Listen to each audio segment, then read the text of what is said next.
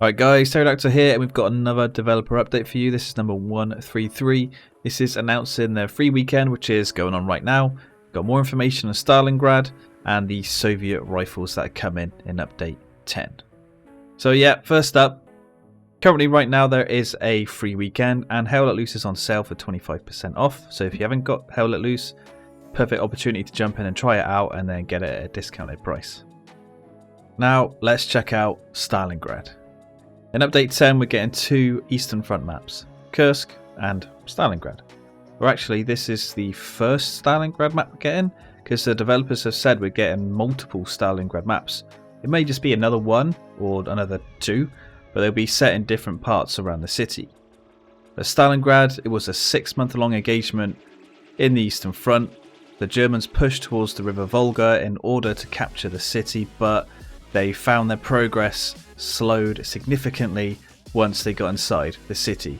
Stalingrad was one of the bloodiest battles in the war, and there was more than 1 million combined casualties in this battle. As the combat from the suburbs progressed into the industrial areas, the Luftwaffe were constantly bombing, turning many buildings into just rubble, and there was destruction everywhere. Unfortunately for the Germans, these bombed out ruins, they were a great hiding place for ambushers and defending Soviet forces. The strategy for the Soviets was to fight the Germans in as close quarters as possible to limit their use of artillery or air support. Some of their larger buildings managed to survive the constant shelling and bombing from the Luftwaffe, and these would be built up as like mini fortresses by the people that were occupying them. One of these buildings became known as Pavlov's house, and it became a famous building for outlasting a 2-month siege while protecting the Russian-held Volga River behind it. Ultimately, the success of the Soviet operations in the winter of 1942 would cut German supply lines to the front and leave their army surrounded in Stalingrad. The Germans, they continued to hold their part of the city and attempted to break out towards their own friendly lines for another few months, but eventually they would surrender in 1943. So Stalingrad, as you can see from this image, it's going to be a very unique map because it's a full city map.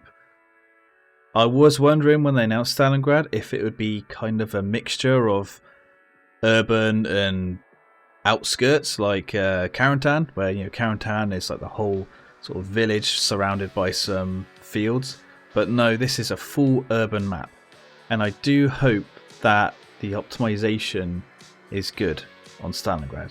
I haven't played any of the PTEs. I wanted to first experience these maps and weapons live with you guys, so I'll be streaming when the patch is released. But when Karantan came out, it did perform pretty badly. There still are performance issues on Karantan, I would say, and just generally for the game. So with a full urban map, it's, yeah, I don't know if there's anyone who's played the PTE can let us know down in the comments below if the performance was good or not. Because if the performance is bad for Stalingrad in Update 10 on release day, it's just not going to be good, and it won't be a good look for the game. They need to make sure that Stalingrad performs well because it is such a hyped map. I am also concerned about these two control points that are so close to each other, Pavlov's house and the mill. I, again, haven't played the PTE, so I don't know if anyone's experienced a match where these 2 points have been active, but because there's such a small area in between the strong points, I'm just concerned about how much of a slog and like a meat grind fest that these 2 points could cause. The key to capturing any of these 2 points when they're active will be to flank them, but there's just so little room to maneuver. I'm just a bit worried about that, and I'm not sure if they'll end up moving the mill control point to something else. Now let's look at the Soviet rifles that are coming in Update 10. First off, of course, there's the Mosin, but not just one Mosin. We're getting 3 variations of the Mosin rifle. First, we're getting the M91, and this was their original mass-produced variant of the Mosin. It's It's primarily used during World War One, and it was the longest version of all the Mosins. And then later on, the Mosin rifle was updated to a smaller form factor in World War II. This is called the M91/30, and it's just a couple of inches shorter than the original model, and the rear sight was also improved along with some other minor changes. And then we're also getting the M38 Mosin, and this is a carbine version used by the engineers and artillery crews. So in game I expect it just to be an engineer weapon, maybe even like a medic weapon, because the US medics get the M1 carbine, so it kind of makes sense to match them up that way. So let's see on that. And then we also get the sniper variant, which can hold PEM or PU scopes. I'm not sure what the magnification on these scopes are going to be. Let's hope it's similar to the German sniper rifle, because the US sniper rifle is a much smaller magnification. So I do prefer the Kar 98 sniper. Next up, their semi-automatic rifle, the SVT-40, is definitely coming to the game. This is going to perform similarly to the M1 Garand and G43, and it also has a 10-round magazine, so I think it's going to be closer to the G43. But the bigger news is that we're also getting a scoped variant of the SVT-40. I'm hoping this is a recon-only weapon, because this weapon, if other roles get it, I'm thinking this weapon will pretty much be the best ranged weapon in the game.